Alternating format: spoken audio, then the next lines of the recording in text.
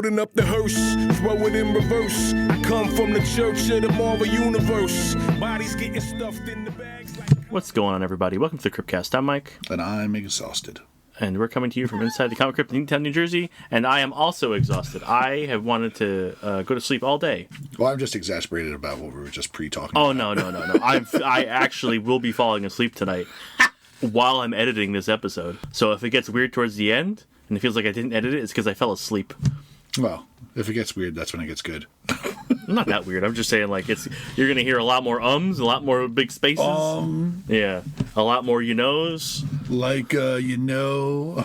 A lot of mouth sounds. Do you know how often I fall asleep editing these episodes? Specifically the talk ones? Every time. Not every time, but a lot of the time. Because we have to record. We record this. We record our book review. Mm-hmm. Then I drive home.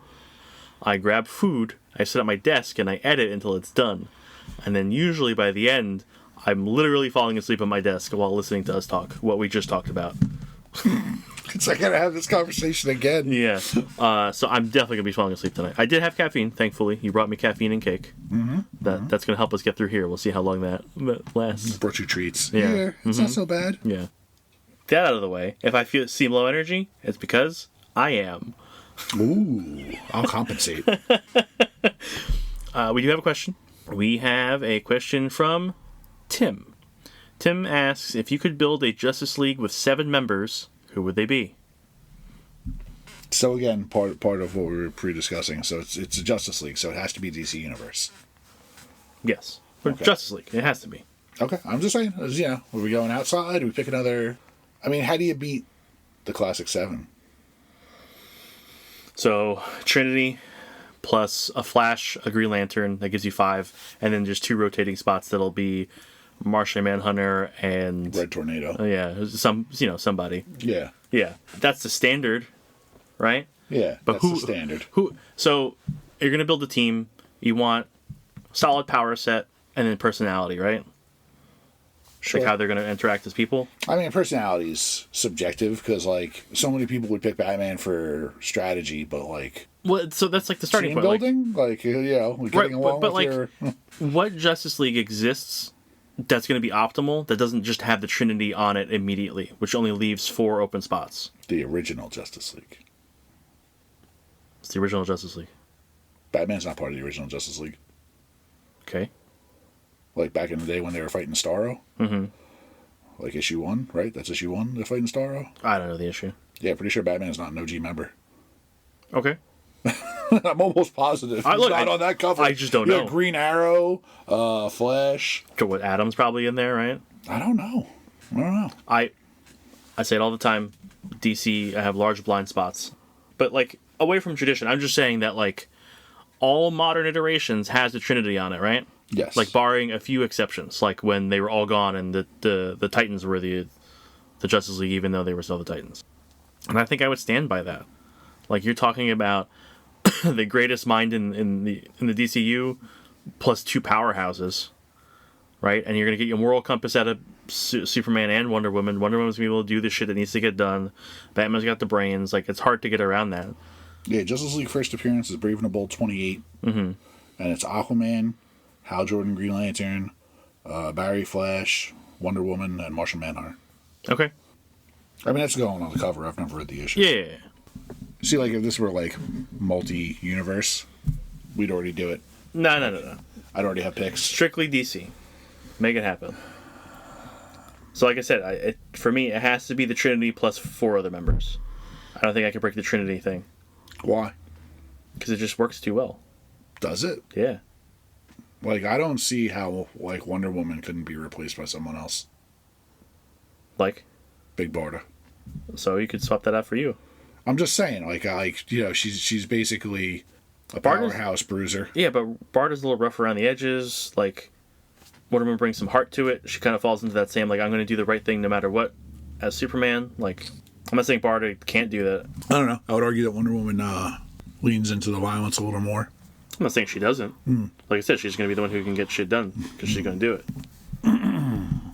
But you don't have to worry about her doing too much questionable shit. I don't like this question, Tim.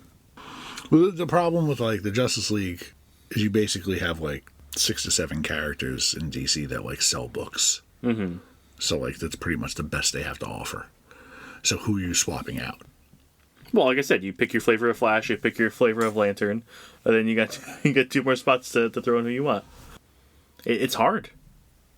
You don't have the, like you said, they put their best in there, and you don't have the latitude you would with Marvel to play a little bit. It's hard because, like, where do you go to, like, pick, like, substitutes for people or even, like, bigger replacements? The Justice League's soft point always is magic. Mm-hmm. And they're like, we have Santa. And it's like, okay. Like, she literally wears a stage magician's costume. But she's, like, uber powerful. And she says stuff backwards. Yeah, sometimes she's uber powerful. She can do some crazy shit. Sure. But my first pick, trying to not go with the Trinity, trying to just not non-traditional? go non-traditional. Do you want to play the game where we just pull them off and we pull the Trinity out completely? No. I actually think that'd be more interesting. Okay. If we pull them out, then we have to fill a full 7 spots without the Trinity. Would probably make a more interesting team lineup. And I don't want to hear shit if I pull people from other teams too. You can put whoever you want on there. I'm just saying. Everyone's part of the Justice League now. It's unlimited. Yeah, right. So I would go with Dr. Fate. Okay. Because just crazy ass powerful. Mm-hmm. Right? Yeah. I think I'd also go with Swamp Thing. Okay. Because you're going to have someone connected to like the Earth itself. Sure. And the green is just another powerful energy source. So I don't even know if I want a speedster. But if I had to pick a speedster, I'd probably pick Bart. Okay. You know, just because of the stuff that we know with, like, back when the rules were rules, it was a lineage, and each flash was faster than the last. The rules change. But yeah, I get what you're saying, yes. So, I think I would go with Bart as my speedster. With the green angle, it also makes me want to pick Beast Boy. But he is green. He's not part of the green. He's connected to the red, which is the animal thing. Yeah. So that would tie him to like all animal life and stuff. Like, and you know, he's pulled some crazy shit out of his ass being connected to that. You're making like a Justice League Dark kind of team. No, I'm not, because I'm not going to pick people like fucking Constantine and. No, but I'm saying like Swamp Thing was on that team. It was more a little like Wonder Woman was there. It was more like magically based. I'm just saying Dr. Fate, Swamp Thing. I feel like Beast Boy kind of fulfills that need too. You're at 4. I'm at 4. If I wanted to have a strategist to replace Bruce,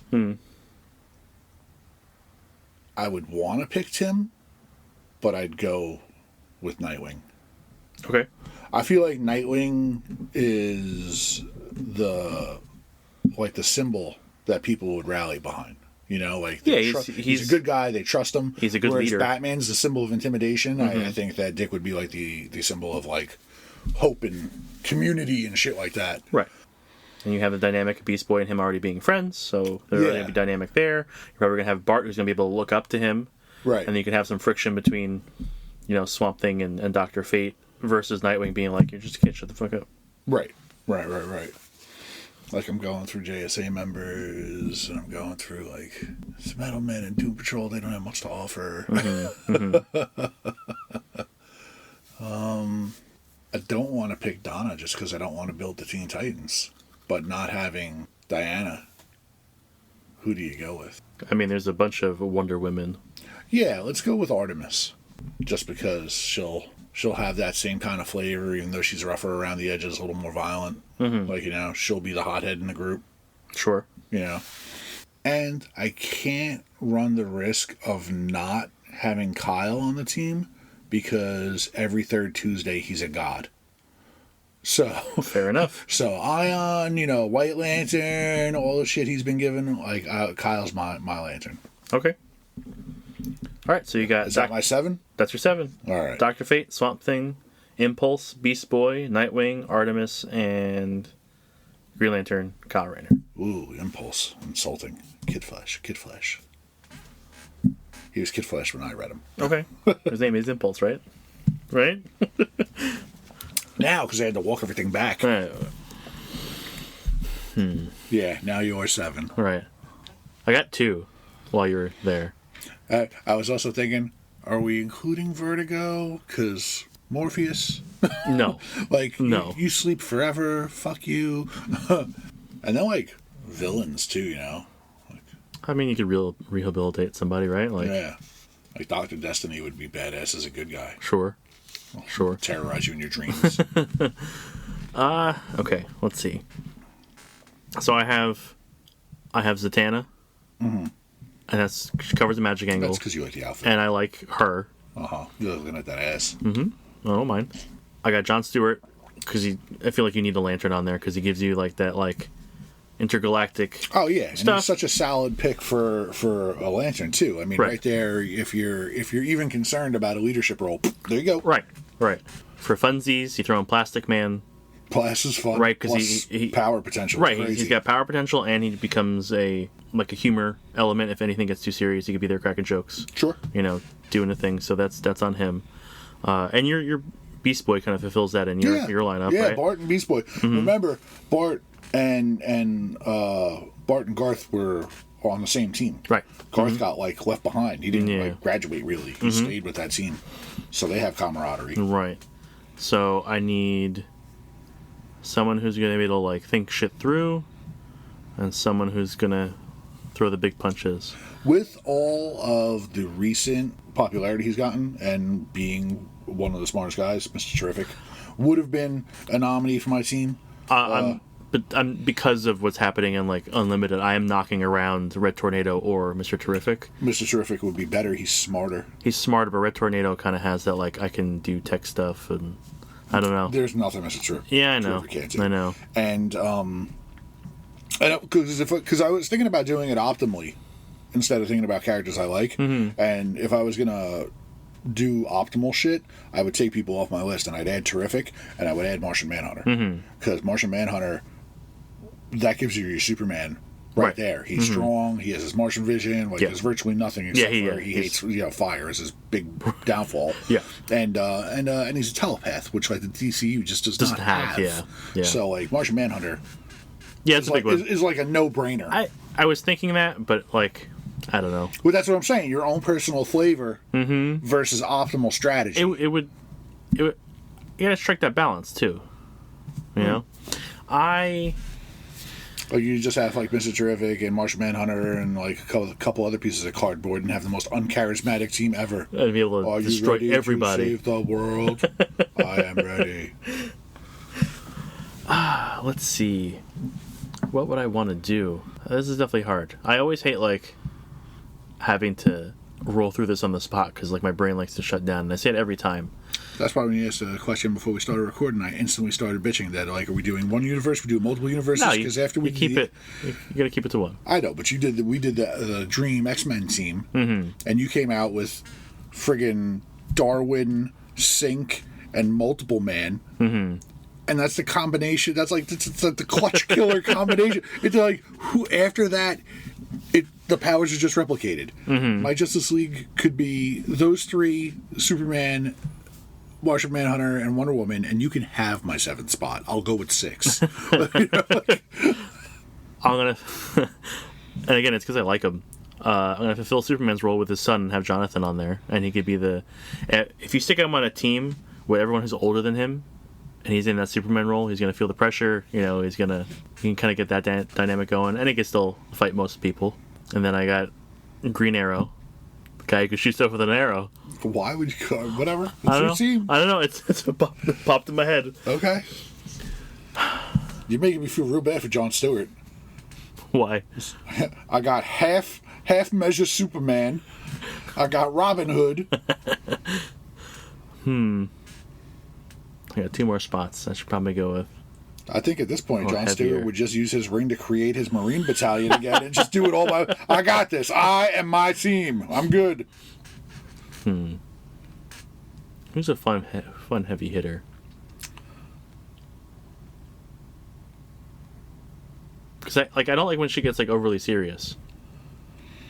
They don't have like a good guy who's like just a bruiser. Like a mountain bruiser, like Superman's bruiser, Wonder Woman's a bruiser. Yeah. They're all normal size. They don't have a Hulk. Yeah, but they don't have a thing. They don't have. Yeah, I don't need just like a mindless like fighter. Just someone who they're can like. They're not mindless. I said I don't. You said fun bruise. Fun bruises. Fine. Fun powerhouses. Fair enough. Steel. Nah, no, I don't care for Steel very much. I love Steele because he is just a ripoff of John Henry. Like the myth. Yeah, 100%. Yeah. Like his name, like it's not even a ripoff. His name is John Henry. He's John Henry. Yeah. Yes. I wonder if they've made an issue where he had to fight a train. It would be fantastic. Crossover Transformers, John Henry versus Astro Train. Let's do it. Is this fair? You're so pained. It is. It's hard for me. A rehabilitated Clayface. Yeah, he's been on a Bat team. Yeah, he was on a Bat Family team. Yeah, that works. I mean, shit, a rehabilitated Croc would be fun too. And he's walked the line a couple of times. Yeah, he has. Because like the thinking is, you have Clayface, right? And I'm trying, like, he's gonna be big bruiser. Like, he's got this crazy potential. Yeah, he's way more fun just because of his potential. But like, even Bane was on Secret Six doing anti-hero shit. And all right, so I got a Superman, a guy with arrows, a dirt man, a stretchy guy. I don't feel like you're trying this hard. Jon Stewart, and a magic lady. Jon Stewart's the only one who gets enough respect to be called by his name. Yes. I don't know. I respect Clayface. Yeah, I like Clayface. He's one of those guys. Yeah. Yeah. Fuck. What do I do? I don't know that guy. You don't want to know that guy. Bad dude to hang out with. I'll just fill it out with a speedster. I'll put Wally in there. Poor Wally. Poor Wally and Jon Stewart. That's all I have to say about that. We take Wally, John, and Ollie can go stand in the corner and be like, "What the fuck are we doing? Why are we here with these guys?" Well, Zatanna's like, like you said before, she's kind of in and out. Yeah, she's been on. Yeah, she's been on. Okay, and she's been on classic rosters too. So right. So I've got Jonathan Kent, Green Arrow, Clayface, Wally West, Plastic Man, Jon Stewart, and Zatanna. You have Dr. Fate, Swamp Thing. It's Bart Allen, right? Yeah, Bart, Beast Boy, Nightwing, Artemis, and Kyle Rayner.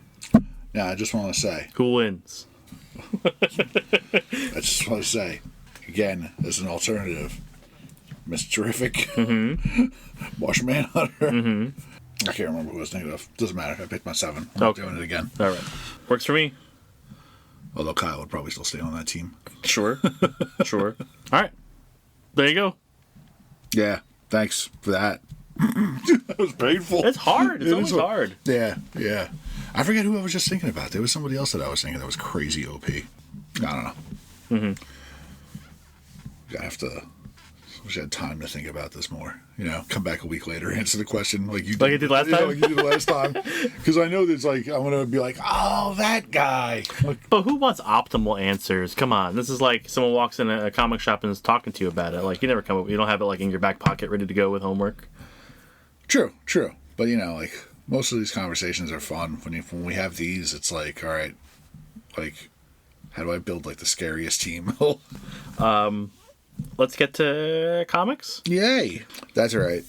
All the comics I read, I feel like, are not like new stuff to like pitch and promote. Oh, one of those again? Yeah, it's like I read 12 books from last week, 8 books from this week, and it's like there's not a lot of number ones here. Okay. All right. Since you've got so many from last week, or in general, what do you want to start with? Let's start with Planet She-Hulk because we both read that one. Yep. So Planet She-Hulk #1 by Stephanie Phillips and Aaron Cooter. Love that name. It takes me back to the Dukes of Hazzard. What you think? I mean, I'm a She-Hulk fan in general. I know. Good shit. I've come to realize that I think I like Jenny best when she's frustrated. Yes. Being stranded on an alien planet, screwed by her cousin. Like, I'll be back in 5 days, and he is not back in 5 days. It's just a good setup book. Yeah. Like, she's on planet, she wants off planet, and it just leads to like it's one of those things where I didn't expect like a political drama, but it's a political drama with more fights. I was almost disappointed to see the lengths she was willing to go to get off planet, because like suck up the weird bird guy. Well, she just doesn't care, and that's unlike her. You're gonna fight the culture of an entire planet. You're adjacently ingrained into the culture of the planet. Your 2 nephews were born on that planet. She's never known your cousin. Well, she knows Scar. Right. And Bruce ruled that planet. He brought that planet together. He brought 2 warring factions together. He unified that planet. Like, he should be, although it's kind of backslid into more violent times, he brought peace to that planet for the first time in like ever. Sure. You know, What does that have to do with her other than like I'm related to that guy? more of a feeling of obligation. You would think. That's why she's there. I know that's why she's there. And she's past the point where I give a fuck because I should have left 10 days ago. Yeah, It's time for me to go home. I know, but like, there's no sense of urgency for her to be home other than the fact that she misses home. Like, you know, The sense of urgency is I hate it here. I want to leave. I know, but like, She's not needed anywhere. She just wants to leave. she's needed there, and that's the point. I guess. But again, she has no connection. Like, again, you're going to try to fight the culture of an entire world to go like, well, you shouldn't act like this. Yes. Why? Because It's how they work there. it's how we work here. War and violence is human nature. Well, they take it to the nth degree. I'm just saying, like, how is she going to try to fix it, and why would she try to fix it? You're basically going, what you're doing is wrong. Don't do that. So one of my favorite She-Hulk runs is the Dan Slott run where she was actively being a lawyer, because it was not just superhero shit. She was in a courtroom doing lawyer stuff, and I would like to see her do that. I would like to. So She's going to Earth Law the planet that's just all like, let's fight about it. we lose a lot of what She-Hulk is when she's always She-Hulk, right? Jennifer is the lawyer. Jennifer got the law degree, not She-Hulk. She-Hulk smashes shit. And yes, there's a thinner veil because she's not a Neanderthal meathead when she changes. Well, not most of the time. It's happened. They've walked that back a few times too. Sure. But it would be interesting for her to be more aggressive in like building a system of law, even if the law incorporated gladiatorial sport. It's like, okay, you're asking her to overhaul the legal system of a planet.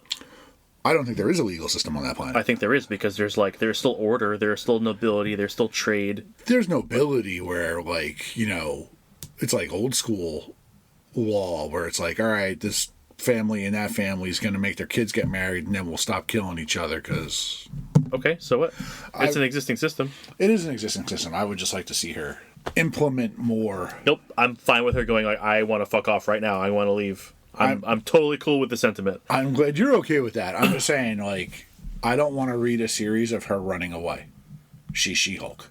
She's not running away. She's trying to, but she's stuck. Right. And because she can't run away, she's stuck doing the thing. So she's still being active. She's not just going, meh, no thanks. Right. I'm going to hang out in this bath. But at some point she's going to, like, you know, I think at some point she's going to turn around and be like, okay, I'm not getting off this rock. I have to do the job. And do the job. She's doing the job. I'm not saying she's not doing the job. I'm just saying I would like her to fucking embrace it more. Nope. Yes. Okay. You know? It was a good read. It was fun. Yeah. I read a comic book that was A deck of cards. a deck of cards. So Ice Cream Man, I knew where you were going with that. The Mortar Coil Shuffle by, I didn't fucking write their names down. God damn it. Isn't it the same people on every issue? Yeah, I don't remember. Give me a second. Haven't you been reading it for like 25 issues? Yeah, but I don't remember what it is. I think it's W. Maxwell Prince and... I can't get the name out. Or the poop. Art guy. Alright, give me a second. I'll grab it. So it is Maxwell Prince and Martin Morazzo. So yeah, it's a deck of cards. It's a deck of 55 cards that you read in order, and it tells a story. Which was an interesting thing to do. I enjoyed it. It's a novel kind of way to do it. I wouldn't want more in that format. Sure. You don't want to start collecting decks of cards. No. Yeah. No. The thing that they do well in it, because, you know, when you're reading a comic book, you could see the panels coming, so you're almost like forereading some stuff. Yeah. With this, it literally is, you're reading a card, and you have to flip it over, so you get that, like, the chance for surprises. Okay. You know? Yeah. And next page reveal. Exactly. And they play with the fact that it is a deck of cards, because many different types of cards show up within the story. So it's not just a regular deck of cards with normal suits and numbers. Those are in there. Those are in there, but Yeah. there are other kinds of cards. There are Magic cards. Like The Gathering. Yeah, Magic the Gathering, same format. So like those happen a couple times. That's fun. There's a business card. There are standard playing cards that come up when one of the characters is playing blackjack and you get his hand. Okay. Like basically you hear like he's at the table, you get the dealt a card. You see him talking, another panel card, and then you see him get his second card, and you're like, oh, I could stay. And then like those pop up. Credit card. There's Uno cards in there. They play the reverse Uno card, and it actually backs the story up. That's hysterical. Yep. There's tarot cards in there. It's just a fun little thing. Multiple tarot cards? Just one. Okay. Yeah. Anyone in particular? Like the Hanging Man or the Fool? I think it was the Ten of Swords. Okay. Which apparently is a bad one. Oh, really? Yeah, I forgot to ask Dave about it. We've got a tarot guy here. I can ask him tarot questions. Story is Ice Cream Man story, so it's dark. It makes it not feel good. It's a family falls apart and they all die. Oh. Yep. They make you work for the misery. Mm-hmm. That's yep. I don't know if I like that. It's dark. And the only negative is the cards smell weird. Like whatever ink they use or whatever coatings on it was an unpleasant smell for me. I think that's the first time smell has been a factor in a review. Yeah, I think so. Well, they do scratch and sniff stuff, but we don't have to talk about that. If you like Ice Cream Man, it's worth picking up. It is $10, but for like a novel, different kind of read, I think it's worth the 10. Do you have a normal book you want to talk about? No. More misery. I read Assorted Crisis Events number 6. Which we both thought was over, but we were both very wrong. I wish I was wrong. My God, this book just gets more depressing. It's an anthology, so each story is individual. This issue is by John, Sasha, and Alice Leclerc. And basically, it's a married couple, and the wife is dealing with the husband losing time, and that's the whole theme of each issue is the timeline just keeps jumping. Now it's just jumping for him. So from one day he'll be like, the appropriate age husband to a 6-year-old, and then he'll be an old guy with dementia who doesn't remember who she is, back to the husband, and it'll all come back to him, and then he'll all lose it. Mm-hmm. And she goes from being in a married relationship with a partner to having to take care of a 6-year-old who's crying and doesn't understand anything to, and it's gut-wrenching. Every issue is gut-wrenching. Mm-hmm. It's awful. So this is just a parallel for dealing with someone who has dementia. Yeah, pretty much. I mean, it's good, but it's not feel good. Like, I enjoyed the issue. The artwork is great. Those are the best kind of stories. Yeah, but it's just like, you just put it down and you go, oof, that wasn't what I was looking for. Uh-huh. Let me go read some superhero beating the shit out of somebody now, please. Nope. Almost every time you tell me a story where I get depressed, I'm like, wow, it's a good story. Yeah. Like yeah. quality wise. Don't just try to make me sad for sad's sake. Yeah, and I loved the first issue and the character in the first issue, and I kind of wanted the series to go back to her and follow her stuff.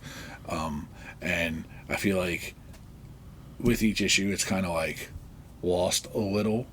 This issue I loved again. Like, this issue was really good and got me invested, and like it hurt at the end, and it was just like, oh God, this sucks. But that's really good. That's the give and take with anthologies is if you're hitting like 1 out of every 3 or 4, you're doing all right. Yeah. Yeah. This series I think has been pretty optimal. Like, I think the first issue was so good for me that maybe like the next ones I judged a little harsher because I was still a little burned on wanting to follow that first character. Has there been like a stinker? Because you're talking about like 6 issues at this point, right?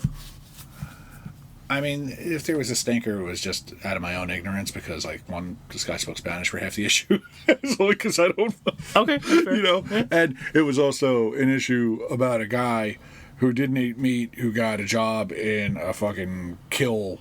Gotta pay the bills, baby. Yeah. So, like, he's going in, like, staring at a cow before he has to kill it and shit. And I was like, yeah, I don't want to read any of this. So I've got Echo, Seeker of Truth. It was a Echo one-shot from last week by Taboo, B. Earl, and Jim Terry. What are they doing with this poor character now? It's just a one-off one shot that had nothing to do with anything. It was a Marvel Voices book, so it was using indigenous creators to tell a story about an indigenous character. Oh, okay. Yeah. I would much rather read an indigenous story about that character than any superhero shit they've done with her. I really dislike the character. It was okay. The short of it is, her cousin goes missing. She gets adopted into a cult. It turns out that cult is run by Purple Man. Okay. And it's him trying to spread his influence that way. And she saves her cousin, and that's kind of it. The most interesting part of the book was actually, there were 2 write-ups in there. There was a thing by Jim Terry talking about like being an indigenous author and what that meant for him, like being comics and him finding himself, and what that meant. And there's another one in there about they've made a Lakota dubbed Avengers, like the movie. Oh, they dubbed it in Lakota. Yeah. Oh, wow, that's interesting. And it was an interview with 3 guys who got the project rolling, on how and why and like what it went into there. It was a pretty cool thing that like they did that. So there is a Lakota dubbed Avengers. That's really cool. That exists, yeah. I wonder how many like Native American tribal languages are still like. Have we lost any? Oh, absolutely, yes. You know, like because they were beaten out of people in like the boarding schools. I forget what were they called? There were something schools. I forget the name. It wasn't boarding schools. But there was like state-run schools where they sent indigenous kids, and they beat them if they spoke native lange. So they basically were like, we're going to make you American. We're going to make you Christian Americans. Get rid of all your culture kind of stuff. Wasn't white nationalism great? At that point, that was just fucking nationalism. That was like that was U.S. policy. They did it up in Canada too. It's rough. Yeah, but that was part of it. Is like taking the language and putting it in front of like younger people to be like, hey, this is relevant. You like the Avengers, right? Because that was part of the thing, that they were out trick-or-treating on Halloween, and they had it's like everyone's dressing as Avengers. This is how you get it in front of kids because they're interested in it. Okay. Yeah. And it came to be because one of the guys being interviewed actually became friends with Mark Ruffalo at one of the like pipeline or whatever protests. So Ruffalo was there, and they actually just made friends to where like he had his phone number or whatever. And then they had this idea later on, and he's like, hey, do you think we can make this happen? And he's like, oh, maybe. Yeah, some of our Avengers are real-life heroes like Mark Ruffalo, and some of them, like Jeremy Renner. Yeah. Oops. Yeah, that made me sad. Is that what happens when you're the guy that shoots arrows? Damn it! I want a power! Look, he got run over by a thing, so maybe he turned into a piece of shit after... And look at all that empathy that he got just to be a piece of garbage. That could have got, put into him. Anyway. I mean, it's okay with me. I never liked Hawkeye. Sure. So it was a middling kind of book that had like a cool thing in it. Yeah. Just to find out about, like, that exists? That's awesome. I think the educational part of the book is really the draw there, honestly. I read the Pumyra one-shot by Ed Brisson. Okay. Terrible name. What, Pumyra? Yeah. All the Thundercats names are terrible. But hers is like it's bad. Why? I don't know, it feels like the worst one. Pumyra? No? It's like I have no association. It's just like, this doesn't feel nice coming out of my mouth. Well, you shouldn't put cats in your mouth. They're hairy. It's not good. But really, Pumyra. Yeah, I don't know. I just have a... Wino. Yep, fine. Panthro. Yep. Good, yeah. Mm-hmm. Jaga. Yeah. Lynxo. That's not good either. Yeah, Lynxo, I think, is maybe the worst. Bengali always got me. Bengali, I think, is fine. Yeah? Yeah. Sounds like a bagel. Get a Bengali with cream cheese. Yeah, it's just I still think Pumyra is worse than Lynxo, but they're both bad. Well, Lynxo's just Lizzo dressed with cat ears. I like to see her do the running and jumping part. Pumyra, pretty agile. It was really good, honestly. Okay. I haven't read any of the Thundercat stuff by Dynamite at all. Main series. You didn't try it as it was coming out? No. Okay. I'm just saying, you're from that era. I fight the nostalgia thing because I know it's not going to be good just because I love it. Okay. Like, I am well aware that the cartoons were horrendous. Sure. I couldn't go back and watch them now. Like, having a strong love for like Transformers and G.I. Joe, it's because they dominated my childhood. You know, like Thundercats was kind of off to the side. Okay. Like, you know, and I've always had my favorites though. Like, you know, I did watch a cartoon, and they brought Pumyra, Linkso, and Bengali in as like a second wave. Like they weren't part of the originals. And she was a little violent. And this is an origin story. So you get all the reasons why. Like you watch your parents get murdered and all that shit. It was like it was a great issue. It was like really good. It was like, oh no, don't make me read more of this. Okay. I have so much stuff to read already. So I did. I grabbed the Panthro one shot for this week too, since it was like, oh, the last one was good. So damn it. Did you get to read that? I did not get to read that one yet. All right. My last one from last week is Alien vs. Captain America #1 by Frank. I think it autocorrected. I think it's Frank Thierry and Stefano Raffaele. I think if I got that the right or wrong, I'm sorry. My phone autocorrected. I'm not going to go find another issue. And we're bad at this. Like we butchered names, I'm sure, all the time. Yeah, but I know this is because it autocorrected to Frank Tier 1. He's a tier 1 writer. He's the best. The Red Skull weaponizes xenomorphs to win World War II. Okay. Yep. Sure. Strucker finds the remnants of Adelan, which has been destroyed. And inside Adelan, they find the alien eggs, the xenomorph eggs. And they take those and they start experimenting with them and breeding them. You had me up until Adelan. I don't see xenomorphs running rampant over. They destroy the Inhumans. That's crazy. Yeah. That's crazy. That's absolute... No. I call bullshit. Flag on the play. Why? Why? Because all Black Bolt has to do is talk. It's just a lot, like if they get overrun. Come on, man. Black Bolt can literally be like, la, la, la, la, la, la, la, la, He would destroy all his people, too. Self-preservation. Be the only guy who lives. Everyone stand behind me. This issue, like She-Hulk and stuff, was a setup issue. It was all like fast track, like background, and it ends with Cap saving Nick Fury from a facehugger in a German village or a French village that was attacked or used as an experiment for the xenomorphs to like they go through, and it's just like people burst open, so there's hundreds of these things out there somewhere. Oh wow. Yeah. Okay. And Cap and Bucky go and Bucky's a dick. Like every time we see Bucky, he's just off to the back with his arms crossed, watching Cap beat the shit out of people, being snarky. I mean, isn't he a dick though? I mean, Yeah, I just it's funny. It's interesting. What was it? New Avengers 6 came out this week. It's funny in parallel because like he's like in this romance with Natasha, and he doesn't feel like he can trust Natasha, so he's being all hurt, soft Bucky, snipping her hair while she's sleeping, so he can test it. I mean, Bucky in that series, he comes off a little softer. He comes off a little goofy. I think it's a better feel for him than just being like, I'm sad and serious all the time.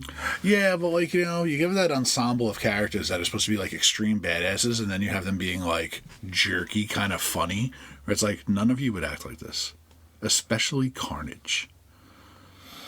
You know, like you wouldn't think Bucky at this point in his career, like all the dark shit he's been through and getting his life back, like being able to be a superhero, is going to lower himself to getting into pissy back and forths with X-23 or Wolverine, whatever. It makes for a better read.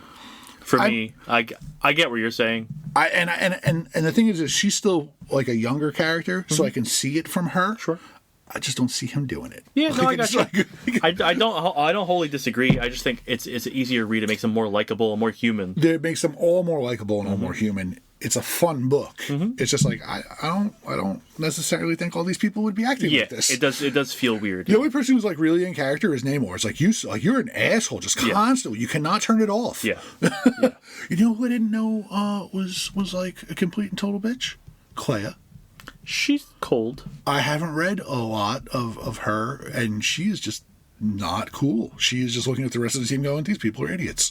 Like, why am I here? She's up on a high magic horse. Yeah, she really is. Yeah. Because she was like, I should be on a team with other people. She's like, I should be off with these people. And I was just like, wow. Anything else from last week? Last week, nothing huge. Little mentions. G.I. Joe 13 came out. It's part 1 of the Dreadnought War. previously Cobra Commander has basically kept himself a dreadnought. He has Ripper. And Ripper has been loyal, dressing in like Cobra colors and stuff like that, not being a biker. He double crosses Cobra Commander. Okay. He uses like the Jaws of Life to rip his robot hand off. Like Cobra Commander's got an Energon-based robot hand. And Duke is out in the desert. He gets sent out in the desert because Hawk sent him out there to investigate something. And he just happens to be where they are. Okay. So now Duke and Cobra Commander are on the run from the dreadnought. Like they're literally getting chased by a biker gang through the desert. Oh, so it's Mad Max. Yeah, pretty much. Okay, that's cool. But it's a lot of fun and it's hysterical. And basically, word gets back to Cobra, like, you know, people back at Cobra, like Destro's there and they're like, yeah, we knew.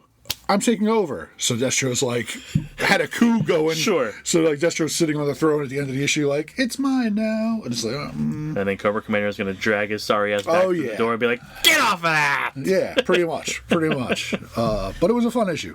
Also, Eat Your Young by Mad Cave. I've talked about that a couple of times. Mm-hmm. Issue 3 came out. In issue 2, this is the Highlander thing, the guy with all the kids who were like fighting to take over his role, and they're right. all immortal. I'm immortal, and you have to kill me. Right. So when the kids like had their fight or whatever, they like drugged the dad and like got him out of harm's way. They just like put him off to the side. He wakes up in this issue, and he's basically like, "All right, now I'm gonna kill all my kids." Okay. You know, and everyone's like, "Oh shit, Daddy's home," and it's like, and like you like. The all 3 issues have been so chaotic with like just people jumping on top of each other like starving like leopards, just kill whoever's closest. Mm-hmm. And now like I don't feel a lot of tonal change in books, but I'm telling you, the last page had such gravitas where that guy was like, yeah, now I'm mad. Like, you tried to kill me, you tried to kill my 6-year-old daughter, take her off because she was my favorite, because she's my little girl. You know, and it's all your siblings doing this out of jealousy and out of a power grab. And now he's just like, the dad's bloodthirsty, and you can tell. He's like, I will say, this is his own fault. Oh, yeah. Because he fostered a system of, you have to kill me. Yeah. And well, the thing is, he tried to stop the system. Is he's like, I'm going to pick an heir, and I want to retire. You've been doing it for hundreds, thousands of years. You can't just click it over, you know? Yeah, and that's a lot of it. A lot of the siblings fighting go, who does he think he is? This is not how it goes. Like, yo, do you think he's going to change it now? Like, no. Yeah. Like, yeah. It's such a fun book. Brian Buccellato and Matea Monaco. I can't even read my own handwriting. Mm-hmm. But, well, you don't have to worry about autocorrect. Right. Yeah. But they're tier 1. I'll tell you that. Cool. On to this week. Sure. I read American Caper. Me too. Dan Hauser, Laszlo, and writing, and David Latham on art, which is nice because I'm reading something else that David Latham's writing, so now I'm reading something that David Latham's drawing, and they're both as confusing. Well, they're not confused. This one's not confusing. This isn't confusing. This one, but it's good. You could tell.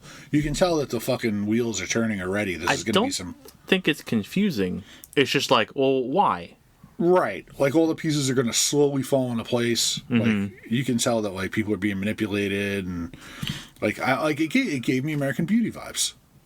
I didn't get American Beauty out of it at all. No? I get what you're saying, where it's a guy, dad who's it's a guy like who's got a shitty life. Yeah. He's kind of hit this point where he's like, I don't like my family, I don't like what I do, I don't like who I am, and like it literally is like he would go through his wife, his daughter, and his son, and none of them want anything to do with him because his wife is very political kind of thing, and it pokes fun at both sides of the political extreme. Yeah, where his wife has fallen down like the crazy conservative like white nationalist rabbit hole. The panel where they're sleeping in bed and she's hugging the gun in her camo pants with her boots on. Yeah. In case of emergency, she's ready to get up and shoot someone. He's got a daughter who's in college in New York, and she's gone the whole rest of the other way, where she is like green hair, crazy liberal, hairy armpit activist, against everything and everyone. But like in like the bad way, where she's gone too far, where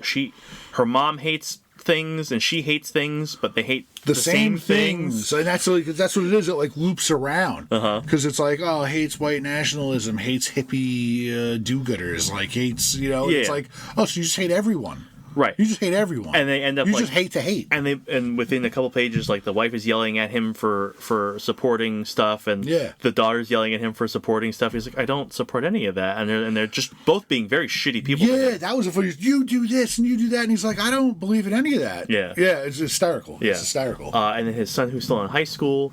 that kind of broke my heart. For him. But like there's hope there because he had this hopeful outlook about his kid where it's like this kid, like, he's really into snacks, he doesn't really apply himself, but he wants to be a hero, he wants to do this, he wants to do that, he just doesn't know how.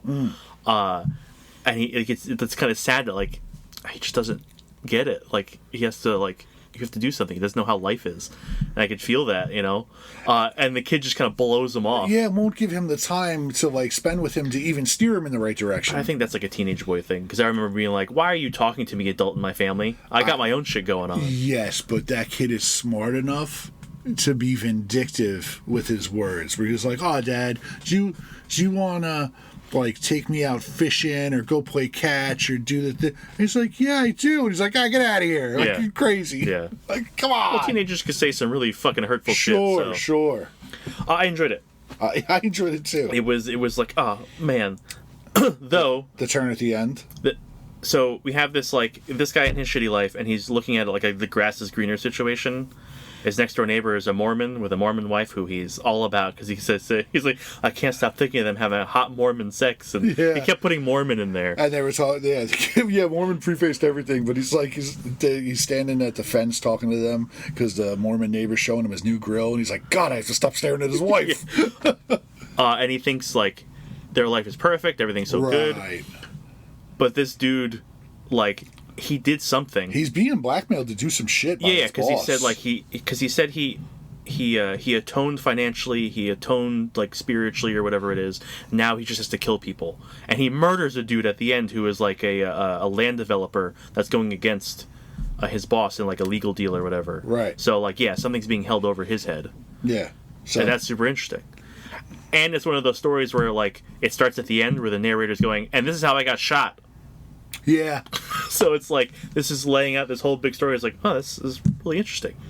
Yeah. I can't wait to find out more about the van that crashes into his house with all the stoners that pour out of the back. Like a dozen stoners pouring out of the back of that van. But, like, they crashes into the thing, and a bunch of people run out, and it's like, oh, those must be a bunch of illegal immigrants. And they're like, oh, yep, I'll call the cops on the way to work. Bye. It's just so matter of fact. It has the right amount of humor in it, making fun of, like, sensitive stuff. You feel bad about stuff. It just had a whole, like, vibe that was, like, even though everything sucks, it was pretty good. Yeah. I think this is probably my favorite read from this week. What else you got? Oh, well, you started. I'll do it. I'm sorry. Yeah, you do it. I read 1776, #1, by J. Michael Straczynski and Sean Damian Hill and Ron Lim. Now, I like Straczynski, but I really want you to tell me to not read this. Do you have to? No. Should you? Why would I want to? Why would you want to? All right, so hold on. Just because Straczynski's writing it. Hold on. Yeah. Straczynski wrote all those team-up books. Yeah. And they were butter. They were gold. Uh-huh. Especially with that last one. Yep. Pete and MJ going on a date. With that. So good. So good. We don't get any of those personal things because he doesn't have the time to do that. Because this book is just like, this is why it's happening. This is how we got them together. This is how we're in the path. Like, it's all that. So it's nowhere near as entertaining? No, because you don't get to... Those books were good because you got to spend time with these characters and make them feel like people, right? Yes. You get to do a cool thing. Yeah. This is not that. Okay. Short is... Morgan Le Fay is in the past, and to make sure that the Avengers never exist, she's going to help the British win the Revolutionary War against the colonies. Why does Morgan Le Fay care if the Avengers exist? Because they keep fucking up her shit. Do they? Do the Avengers fuck with Morgan Le Fay that much? I think Iron Man. I think she's a recurring villain for Iron Man. Okay. This is happening, so Benjamin Franklin works with Cagliostro to send his spirit into the future to talk to Doctor Strange. This sounds like it should be fun. It's ridiculous. And then Doctor Strange kidnaps a team of Avengers one by one. Like, he opens up portals, and none of them like are like, okay, let's go do this. He literally just, like, Spidey's swinging to go stop, like, someone in a car, and he swings right into a portal. And then, like, Cap's running, and he ends up in the portal. Like, no one asked. Do you ever wonder about, like, what happens with the people that they are chasing when things like that happen? Oh, they got it's away. not the first time. They got away because Pete was literally chasing some, like, bank robbers or something like that. And he's like, I got somewhere to be. I don't have time to mess with this. And boop, they got away. Shit. Uh-huh. So he puts together a team of Spidey, Cap, Hulk, and Iron Man. And then he throws them back into the past with Clea, and they have to stop Morgan Le Fay from having the British win the Battle of Saratoga. Okay. There's a specific battle that's happening in 3 days that they have to make sure that the colonies win. Smart Hulk? We haven't seen Hulk yet because it's just been Bruce Banner the whole time. Okay. Yep. Okay. Mm-hmm. I feel like American lore will be rewritten, and then the giant green man came we're never going to the Americas again. They go through the portal and they're all dressed in monsters. They're all dressed in like time period apparel, and like there's an interaction there where Pete's like freaking out, like, you can't know who I am, blah blah blah, and he's with Cap, and Cap's going like, so are you someone who's famous? And he's like, no. Are you someone that like anyone in New York on the street would recognize now or where we came from? And he goes, no. It's like, who am I? Who do I look like? And he goes, you're Steve Rogers. And it's like, how do you know that? Because everyone knows who you are. And he goes, exactly. It's a good point. With Straczynski, it's those little moments that make it so good, those little interactions, and that's why the book's fun. Okay. So hopefully we get more of that because all the setup's done. But, you know, they broke off into, like, groups of, like, 2 and single Avengers to go do particular things. So we'll see how it goes. Cool. Yeah. Issue 2 of Gunpowder Prophets. Mm-hmm. It's the 2 monster killers that get hired to rescue the woman's daughter from the cult leader dad. She thinks the daughter's going to be sacrificed. Mm-hmm. So tale as old as time. Yeah, I mean, it's my pick of the week, even though it's number 2, because this book is fantastic. It is my new favorite book. Okay. This week we lost. We're taking them all down with us. Yeah, right. It's issue 6, and it ended on a real big high note for me. It surprised me the way it ended, and I love it. Can't wait to read it. Yeah, I love the way it all gets settled, and I'm not going to talk about it because there are too many people reading it and I want the impact of the ending because I didn't see it coming. Mm-hmm. But I feel like we've been in a really good spot of me having like top tier favorite books out of the indie pool for a while now, because Gromitz was winning forever. We got Bug Wars, and we're taking them all down with us. We're taking them all down with us. I thought we're taking them all down with us as special as Gromitz. Bug Wars was up there, but maybe not as high for me. This is my new favorite book. Gunpowder Prophets is killing me. That's awesome. It's killing me. I won't get into too much of the stuff that happens, but I just want to. They're driving in the car. They got the girl. They're bringing her to safety. Do we have to listen to this? That's pure American honky tonk. The finest music ever committed to 8-track. I grew up listening to the screams of the innocent damned as their flesh was slowly flensed. This is worse.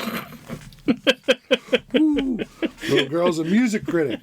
But it is, again, let's talk about G.I. Joe, right? They're getting chased by a biker gang. They're getting chased by a satanic biker gang. And it is just crazy. Like, they're just blowing the heads off of people, opening up car doors, motorcycles going fucking fly. Like, they must have killed 12 people in that book. Okay. It is awesome. It's nonstop action. It's nonstop snark. It's just this big powerhouse of a guy and basically like a stuntman kind of, like that Robert Redford kind of chiseled jawed. Okay. Comb over hair, kind of like, okay, cool. And they're badass. They're just badass, and now they got this little snarky girl, and they're like, we're bringing you to your mom. And she's like, my mom married the cult leader. Why do you think she's any better? And they're like, oh, shit. We didn't even really think that through. We were just getting you out of that bad situation. She's like, yeah, and putting me into another bad situation. So it's like, I can already see that they're not going to deliver the goods. Okay. I think that's going to be a lot of fun. Cool. Has been so far. Excellent. I've got Predator Badlands #1 by Ethan Sachs and Elvin Ching. It's all right. It's a Predator story. It's a little one-shot. It takes place before the movie coming out. And Predator, the same Predator, fights the AI in a crashed ship trying to recover the power core. Oh, that's why it looks like he's fighting a Transformer? Yeah, so this ship, alien ship, crashes on this moon, and the AI is like, all right, I protect the thing. And when they was getting programmed, a little girl popped up, and she's like, and you protect me, you're my friend. And the AI goes, yes, this is acceptable. Main blah, blah, blah, protect friend. When the thing crashes, all the aliens go into stasis, and the Predator walks in the ship looking for the power core, and then the ship kicks back on, like, I have to protect friend.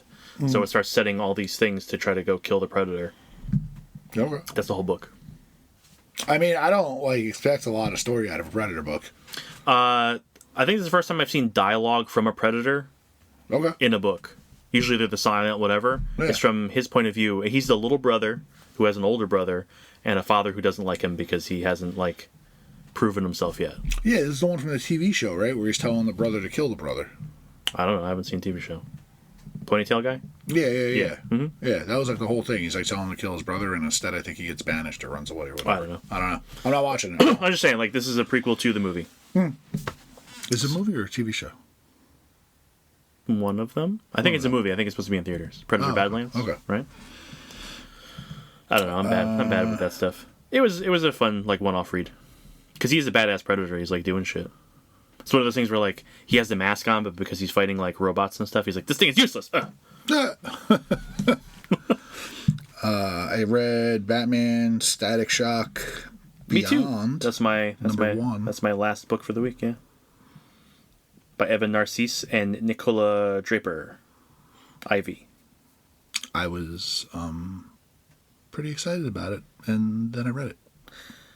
It feels like two different books. Yeah.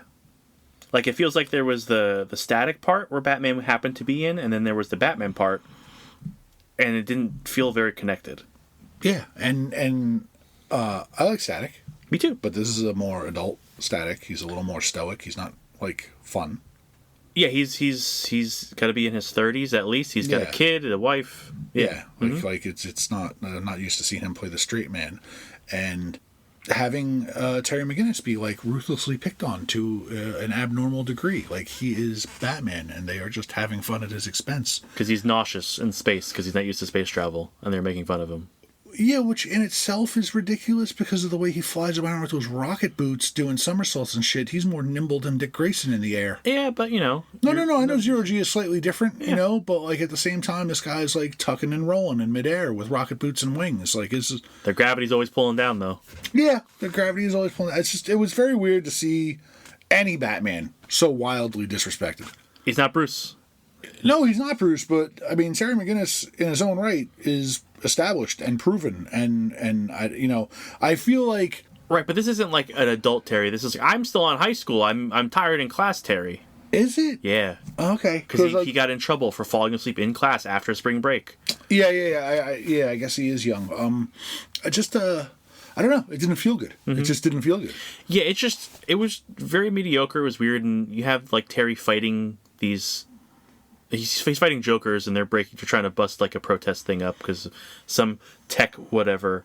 And even that just felt eh. Yeah. I'll give you a shot. I like same again. I like both of these characters. Same. I was really hoping for a 1-2 punch. I had high expectations. I didn't have high expectations, but because I liked them both, I was expecting at least something, and it just fell so flat. And they give you the cavalcade of all the other characters, like Superman. And Icon and Warhawk is there. Green Lantern. So I'm really just kind of hoping that Static and Terry get whisked away somewhere else, and it's just them. It'd be nice to get something because, like I said, it felt like two separate books, and it just fell flat. It was disappointing. Yeah. Yeah, and Terry being a quasi Spider-Man-ish. Dick Grayson kind of guy. Very much. The quipping wasn't there. He was the victim. He wasn't the one making fun of people. It was just off. It was off for me. Yeah. Yeah, and he was a little sulky after the fact too. So like, everything just felt weird. Yeah. Agreed.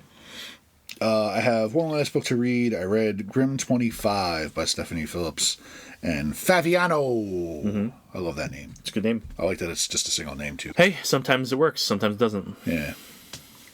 Didn't work for Madonna. What a failure. Share who? Share who? What career? But anyway, as we will find out in the future when we review Grim Volume 1, Jess Harrow is a Reaper. We just read number 1. We're going to review it soon. So we covered the first 5 issues. I jumped ahead 20 issues, and I read 25. The series happens to end today, coincidentally, on the same week that we are reading Volume 1.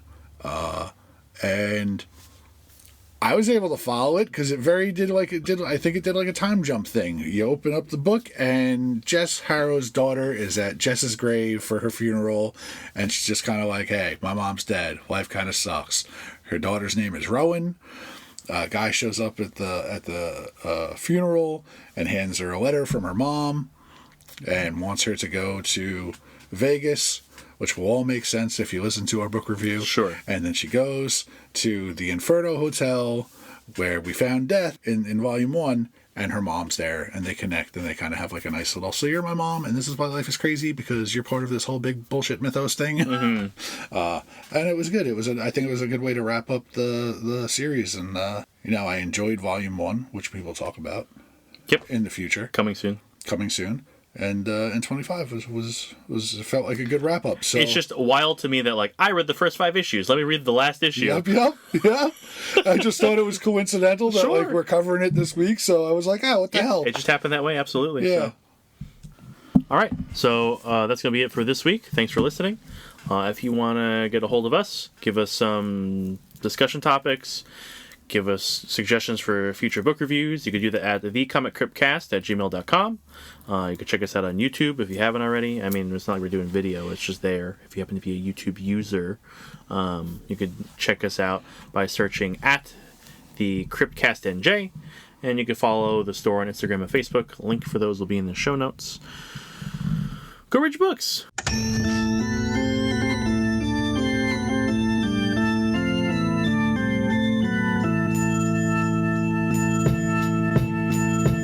We loading up the hearse, throw it in reverse. I come from the church of the Marvel Universe. Bodies getting stuffed in the bags like comics. The hardcore get it while the soft bitches vomit. I came to this earth on a radiated comet. Now the planet is in perilous danger because I'm on it. Fly super villain with the superpowers in me. Got the rare issues and all my shit is minty. Body like Ben Grimm, suckers I be beating down. Look around and we be found chilling out in Eatontown. I be at the comic crypt stacking up the kryptonite. Doomsday and Superman every time I grip the mic. Dark Phoenix overloading, supernova sunspot exploding. I'm the Punisher reloading Bobby Drake when he's frozen. Storm forming ominous clouds over the ocean. Working with Professor X to master my emotion. Have you posing in the box whether you know it or not. I'll easily bag your bitch like Logan did to Scott. Mr. Sinister plots when I administer shots to clone Gene from a jeans. Then this shit'll get hot like Inferno. Burn slow, humans are ash. God loves man kills in the days of future past. Now I'm working on a science lesson. Me and Brian Stratton,